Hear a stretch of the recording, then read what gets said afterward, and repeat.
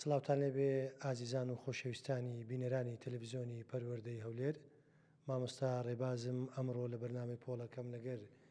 ئێوەی ئازیز و خۆشەویستدا دەبین بۆ باسکردنی بابەتێکی گرنگی پەروەردەی. ماوەیەک بەر لە ئێستا وەزارەتی پەروەردە بە فەرمی ئەپلیکیشنی هەڵسەنگاندنی ڕاگەیان کە دایک و باوکان لەوێوە دەتوانن ئاگاداری چەندین چالاکی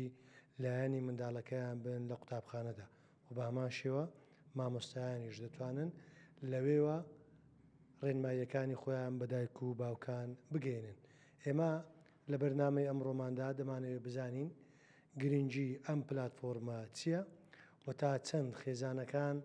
پابند دەکا بە و پلاتفۆرمە و ئاگاداربوونیان لە هەڵسەنگاندنی منداڵەکانیان.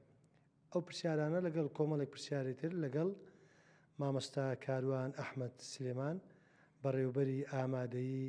ئەحمەد ئیسماعیلی کوڕان لە هەولێر لەگەڵمانە. مامۆستا بەخێربێ.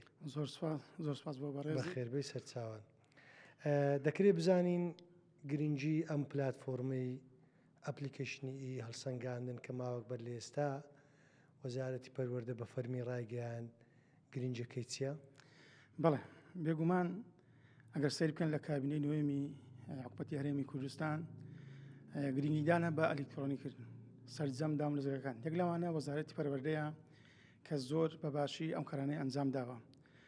لە 12/2025 ئەم ساڵ لە بەژمارە 4 وەزیری پەروەردە ئەپلیکیشنی هەڵسەنگاندنی ڕاگەیان. بێگومان ئەو هەڵسەنگاندنە ئاسانکاریەکی زۆر باش دەکات، هەم بۆ بەخێوکاری قوتابی، هەم بۆ قوتابی، هەم بۆ قوتابخانەکان. چونکە تەنها لە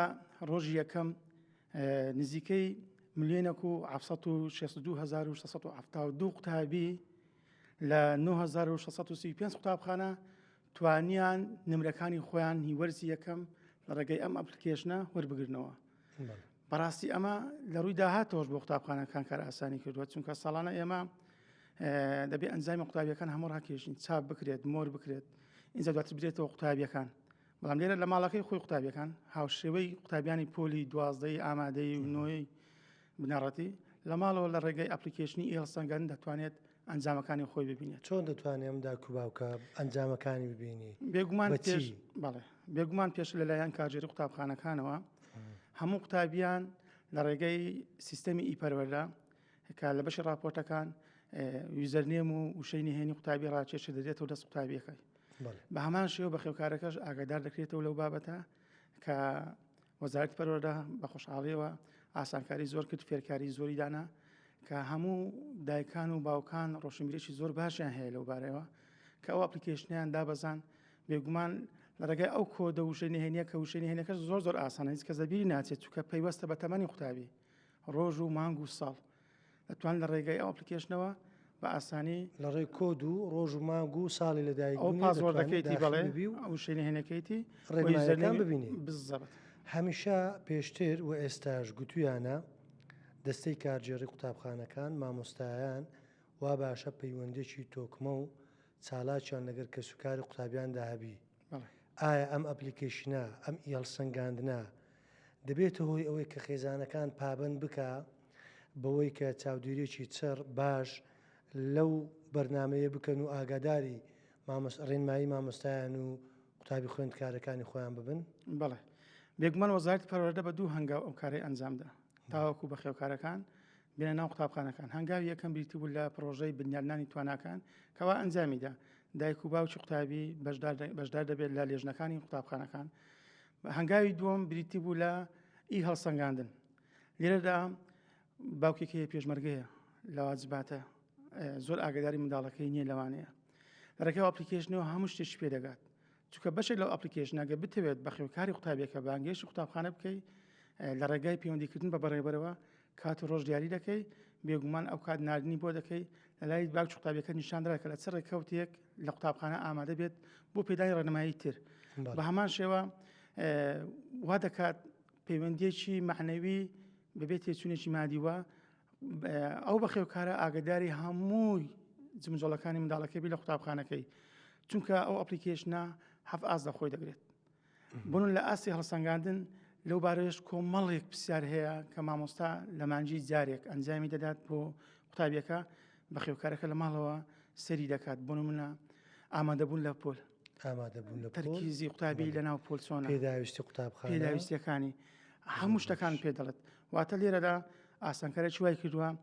پەیوەندیەکی وای دروست کردووە لەگەڵ بەخێوکاری قوتابیەکان کەوا بە ئاسان دەتوانێت ئاگداری منداڵەکەی بێت لە ماڵەوە کۆنتۆڵی بکات چالاکی ناپۆلی تێدایە، بێگومان ئاسی تەندروستی تێدایە، بێگومان. هەموو ئەمانە دایک و باوک بۆیان دەنێرتەوە تۆماریان دەکات. بالضبط. زۆر باشە. مامۆستاکاران ئەو ئەپلیکیشنێک کە وەزارەت ڕاگەیان لەسەر چ ئەساسێک ڕاگەیان ئایا پێشینەی هەبووە یانی چۆن مەسەرەن ئەو ئەپلیکیشنیان ڕاگەیان؟ بێگومان ئەو ئەپلیکیشنە ساڵی ڕابردوو ئیشی کردووە بەڵام 28 قوتابخانە بووە وەکو نمونە 28 قوتابخانە لە هەر بەڕێبەرایەتێکی گشتی چەند قوتابخانە بۆ نمونە دانراون بەڵام ئەو ساڵ لە 12 لە ڕۆژی یەکشەمە 396 قوتابخانە بە فەرمانی وەزارەتی پەروەردە دیاریکرا هەر پەروەردەیە 396 قوتابخانە دیاریکرا هەر پەروەردەیە نزیکەی 10 قوتابخانەی تێدا دانرا ئەمە شێشتان لە حاڵەتی تێستە بزان ئەو پرۆژەی چەند سەرکەوتوو دەبێت چونکە وەزارەتی پەروەردە کە پرۆژەیەک دەردەکات هەندێک ئیشکالی هەیە لە بەکارهێنانی ببوورە مەسەلەن مامۆستایە ڕێنمایی نووسە چەند شەیەکی نووسە دوایویستی بیگۆڕی ڕژ نەبوویتەوە یان لۆی نەڕۆیشتیە ئەمە هۆکارەکەی چییە؟ بێگومان لێرەدا خۆی هێشتا مایە فعالبی یان خەلەل هەیە چۆنە؟ پێگومان هەموو شتێک سەرەتا کەم کوڕی هەیە بەڵام بە پێی کات توێ لەگەڵ بەڕێز مامۆستا هێرش لە بەشی ئایتی وەزارەت زۆر لە خەتن لەو بابەتەی هەندێک کێشەی هەیە بەڵام بۆ شێوێنی هەنزار بەهۆی نەزانی بەکارهێنانی ئەپلیکیشنەکەیە چونکە بۆ منە ئەرچی ماڵەوە کە دەیە قوتابی کە ئەرچی ماڵەوە دەکەیەوە لە خوارەوە ئایکۆنەکە نووسراوە زیادکردنی ئەرچی ماڵەوە پێویستە ئەو دابگری ئینجا بچە ناو پۆل و هۆ بۆ بابەتی خۆت هەڵبژێری و بە هەمان شێوە و ڕێککەوتەکە زۆر مهمە سەر ڕێککەوتە وازبەکە دەدەی بۆ منە بابەتی کیمیا 4 بەشەوانەیە لە هەفتەکدا دەی بزانانی ئایا دووشەمەی کیمیاتەیە یاخود چوارشەمە دەی پرۆژەکە دیاری بکەیت بەڵام لێرە کێشەکەیە لە ئەرچی ماڵەوە نووسینەکەی ناتوانانی زۆر بنووسی بۆ کارەکەش ئەوەیە کە هەڵگرتنی بۆ دەکەی ئەو بابەتە زۆر معنای پاڵپەسو دەخێتە سەر بەڵام لە تاقیکردنەوەکان هیچ کێشەک نە دەتوانانی تەواو بنووسی کاتە پامێکی دەبی کورت هەڵبژێری بەڵام ماناداربی ماناداربی زۆر باشە ئەی بۆ دەستەی کارجێری قوتابخانەکان بۆ مامۆستایان توانیتی کار ئاسانی بکاتنەوە ئەم ئەپلیکیشنە؟ بەڵێ بێگومانەکە سیر بکەین لە پرۆژەی بدانانی توانەکان ستانداردی ئێستا پێ دەڵێن 12 واز ئەرچی ماڵەوەیە کە مامۆستا بە قوتابی بیسپێرێت لەوانەیە هەندێک کات مامۆستاکە پێڕانە گەشتی بێت لە ماوەی ئەو خولەکە وازبەکە بدەلانی لە بیری چوو بێت لێرە ئەپلیکیشنە تەویزی ئەوش بۆ دەکاتەوە ڕاستەوخۆ مامۆستاکە لە پۆل دێت دەرەوە ڕێگەی موبایلەکەی خۆی بە ماوەی چەند چرکەیەک ئەرچی ماڵەوە بە قوتابیەکە دەسپێرێت هەیە کار ئاسانیش یەکجار زۆر بۆ مامۆستایەکە هەر بە هەمان شۆ بۆ کارژێری قوتابخانەش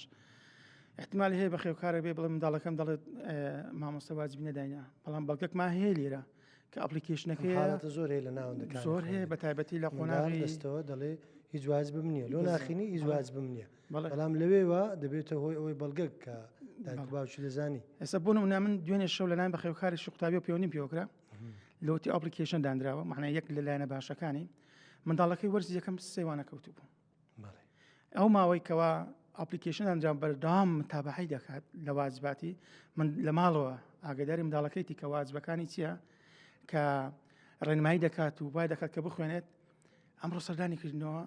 مامۆستاکان بە باشە باسییان کرد مستەوای زۆر باش بۆ قوتابیە کەواتە گۆڕانکاری لەسەر ئەو قوتابیە کراوە پێوەی دیار بووە کاریگریشی زۆر باشی هەیە چونکە زۆر بەخێوکار ئاگدار نیە منداڵەکەی ئایا وانەی هەیە یاخودوانەی نییە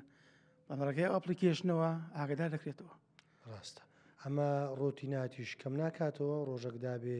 لە جیاتیەوەی ئەو هەموو حبر و ئەو هەموو وەرەقی ئەیفۆرە سەر بکرێ قوتابخانەیەک ڕەنگە 1200 قوتابی خوێندکاری هەبێ ئەو هەموو کارتی پێیان بدەوە هەر لە ڕێی موبایلەکەوە باوکی داچی یان خۆی ئەو کەسە خۆی دەتوانێت تەمەشای نەتیجەی وەرزی یەکەمی بکە یان نەتیجەی وەرزی دووەمی بکە لەو لایەش هەم ڕۆتینات هەم لە ڕووی داراییەوە لە ڕووی خەرجیەوە پێم وایە مەسروفاتێکی زۆر بۆ قوتابخانەکان دەگەڕێتەوە بەڵێ جگە لەوەژمانێ بۆ منە خشتێوانەکان کە تو خشتێوانەکاندان دەبی پۆل بچی چاپ بکەیت لە پۆلەکان دەی وەردەوام بیخێنەوە بۆ قوتابیان لە ئەپلیکیشنەکە خشتێوانەکانی تێدا هەیە هەمووی زۆر بە شتەکە خشتێوانە لە چێندەرە لەو لە سیستەمی کە بەرامبەر ناوی مامۆستایەکەی کە جەدۆلەکە لۆدانایە زەدۆلی خۆت تۆمارکردی لەوێ یاخود لە بەشێکی ئێمە دیکە؟ سیستەمەکمان هەیە پێ دەوترێت سیستەمی ئیپەروەەردە. بەڵێ بێگومان سیستەمی ئیپەروەەردە هەموو شاو قسەیەم کردووە یەکێکە لەو سیستەمانەی کە تەنەها بەڕێوەبەرەکان بەکارهێنرانی سیستەمی ئیپەروەەردە یاریدەران دەزانن ئەو سیستەمە چەند سوودی بۆ قوتابخانەکان هەبووە. خشتەی وانەکان لە ڕێگەی سیستەمی ئیپەروەەردەوە داخل دەبێت. ئێمە لە سیستەمی ئیپەروەەردە خشتەی بەشەوانەی داخلەکەین بەشەوانەی مامۆستایان داخلەکەین ڕاستە جیازە لەگە بەشەوانەی مامۆستایان بەشەوانی مامۆستایان جیاوازە لە خشتەکان کە تو بەشەوانی مامۆستایان داخل کرد و لە خشتەی وانەکانیش وانەکان داخلەکەی بێگومان ڕاستەوە خۆ دەسێتە چێ ئەپلیکیشنی ئی هەڵسەنگان دوای کەوا سیستەم ڕەن دەکرێتەوە. ناوی قوتابیەکانیش بە هەمان شێواتە سیستەمی ئیپەروەەردە بناغەیەکە بۆ ئی هەڵسەنگاندنیش زۆر چکە مامۆستا کەڵسەنگان بۆ قوتابیەکەی دەکات پێویست ناکە ناوی قوتابی بنووسێت. ئەم ئەپلیکیشن و ئی هەڵسەنگانە هەر لە پاش ئەو سیستەمە نەهات سیستەمی قوتابخانەکان کە دامەزرا لە ساڵی 2021 بوو پێم وایە هەڵێنجراوی نییە بێگومان 2009 سیستەمی ئیپەروەەردە پێشتر هەبووە بەڵام 2009 لە کابینەی حکوومەتی هەرێمی کوردستان ئەو سیستەمە لە سەردەمی دکتۆر ئەلام بۆ سیستەمێکی ڕسمی لە هەموو قوتابخانەکان. ئەو سیستەمی ئیپەروەەردە غەڵەت قوبوڵ ناکات لە دەرەجات. ئێمە قەدیم داتابیسێکمان هەبوو دەبایە هین پۆلی 12 بەردەوام داخلی بکەین لەوانەیە نیشانەیەکمان لە قوتابیشن دەبا کە داخل بووە نای نەچووبا بۆ ئەزمونەکان توش کێشە دەبووین بەڵام سیستەمی ئیپەروەەردە ئەوەشی نەهێشت کێشی قوتابیان دەرەشی نەهێشت هەموو چارەسەر کرد. ئی هەڵسەنگاندن بارەکانی خڕکردیتەوە بێگومان ئی هەڵسەنگاندن بەشێکە لە سیستەمی ئیپەروەەردە بەشێکە لەوی بەڵێ زۆر باشە مامۆستا کاروان ئەم بەرنمەیە ئەو بەرنمەیە هەموو قوتابخانە حکومی و ناحکومیەکان دەگرێتەوە یان بەس تایبەتە بەکردی گشتی. بەڵێ بێگومان وەکو باسم کە ساڵی ڕابردوو 28 قوتابخانەی حکومی دەگرێتەوە کە دانرابن وەکو تێست ئەو ساڵ ڕێژەکە زیاد بۆ 396 قوتابخانە بەڵام تەنها حکومیەکان ئێستا بەڵام هەمیان ئازاد کراون ئەگەر بێ و بەشداری بکەن لە ئی هەڵسەنگانەکانیش مەبەستەوە هەمویان بەڵێ ئازاد کراون کەوا بتوان بەکاری بێنن یاخود نا بەڵام ئەو 396 قوتابخانێکەوە دانراوە ئەوانە پێویستە پابەت بن بە ڕێنماییەکانیان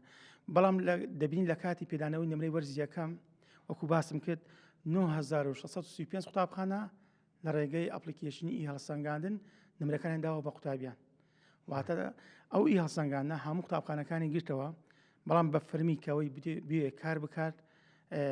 ئەو 396 قوتابخانەیەکەوە وەزارەتی پەروەردە دیاری کردووە وە قۆناغی دووەم ئینشاڵڵا ساڵی داهاتوو ئەو پرۆژەیە دەبێتە ڕسمی تەواوی قوتابخانەکانی کوردستان دەگرێتەوە. بێزگە لە زمانی کوردی زمانەکانی دیکەش هەیە بۆ نمونە ئێمە ئێستا قوتابخانەی تورکمانیمان لە هەولێر هەیە ئەوانیش بە هەمان شێوە ئەم ئەپلیکیشنە دەیانگرێتەوە و کاری پێ دەکەن. بەڵێ بێگومانە ئەپلیکیشنە زمانەکانی هەموو تێدا هەیە بۆ منە زمانی کوردی بە هەردوو زاراوەی سۆرانی و بادین تێدا هەیە سریانی تێدا هەیە تورکمانی تێدا هەیە عەرەبیش تێدا هەیە بە هەمان شێوە ئینگلیزیش تێدا هەیە کەواتە هەموو زمانەکان لێ جێگاکە ئەپلیکیشنەکە دەکەیتەوە بە خۆت زمانەکەت لە بژێری حەز دەکەی ئەپلیکیشنەکە بە چ زمانێک بێت بە کوردی بێت بە عەرەبی بێت بە ئارەزوی خۆت هەڵی دەبژێری. زۆر ڕاستە مامۆستا کاروان ئەگەر ورتری بکەینەوە بینە سەر لایانی دووەم زیاتر دایک و باوکان لەوێن دەرێ دەتوانن چی منداڵەکانیان ببینن یعنی جگە لەوەی ئێمە زیاتر باسمان لەوە کرد نمرەکانیان دەبینن ئێستا بەڵام چی دیکە دەبینین دەگوتری 7 ئاستا ئەو ئاستانە مامۆستا چۆن دابەشی دەکات چۆن دایدەنێ ئاستەکان کاریگەریان لەسەر نمرەی ماگانە هەیە نمرەی وەرزی هەیە. بەڵێ بێگومان لای قوتابی 7 ئاست دەدەکەوێت بۆ نمرەکان هەڵسەنگاندن ئەرچی ماڵەوە خشتەیوانەکان ڕێنماییەکان وریاکەرەوە ئەوان تاقیکردنەوەکان لە لای قوتابی هەموو هەیە بەڵام لە لای مامۆستا جارێ 3 ئاستەیە هەڵسەنگاندن تاقیکردنەوەکان ئەرچی ماڵەوە ئەو 3 بەشە هەیە. بێگومان لە هەڵسەنگاندن وەکو باسمان کرد ئەویش ئازا خۆ دەگرێتەوە کەوا هەڵسەنگاندن بۆ قوتابیەکەی دەکەی لە ڕووی بۆ منە باست کردو تازە چالاکی ناوپۆل تەرکیزی قوتابی ڕفتاری قوتابی کۆمەڵش لە بابەتانە هەیە لە هەڵسەنگان دیاری دەکرێت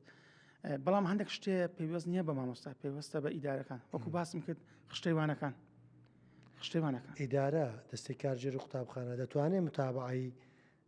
هەمووی مامۆستایەکان بکە و هەموو قوتابیەکان ئەوەی هەیە دەتوانێت بەڵێ ئێستا بنە بەڕێبەری قوتابخانە راپۆرتی هەیە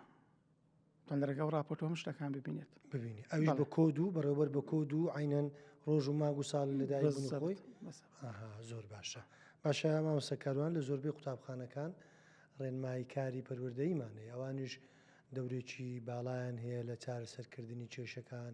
یاخود لە بەدواداچوونی کێشەیەکی قوتابی کە هەبێ ئەوانیش بە هەمان شێوە ڕێنماییان زۆرە سیمیناریان هەیە ئەوان چۆن سول لەم ئەپلیکیشنە وەردەگرن بێگومان لە ڕێنمایی کار تەنها هەڵسەنگاندن هەیە ئێستا هەڵسەنگان بەڵێ ئەوش ئەو ئاسانی کە تازە باسمان کرد کەوا قوتابیەک کێشەی هەبێت دەتوانێت لە ڕێگەی خۆیەوە لە ڕێگەی داخلکردنی سریالی قوتابیەکە بۆ بە خێوکارەکەی بنێرێت بۆ قوتابیانی لە تەرکیز ناپۆلی باش نەبێت دوای کە گفتوگۆی لەگەڵ دەکات بەڵام دواتر بە خێوکارەکەش بەڵام ئەوەش پێویستە بە هەمانگی بەڕێوەبەری قوتابخانە کارەکە بکات بەز ڕێنمایی کارەکە مەبەستم ئەوەیە ئەویش حەقلی خاص بەخۆی هەیە بتوانی داک و باوگاگەدار بکات بەڵام وەکو ژمارەی یوزەرنێم و وشەی هێنەکەی لە راپۆرتەکان نییە ناپۆفایلی هەیتی بەڵێ هەیتی زۆر باشە مامۆستاکاران ئەگەر شتێکی گرنگت مابی لەسەر ئەو ئی هەڵسەنگاندنەی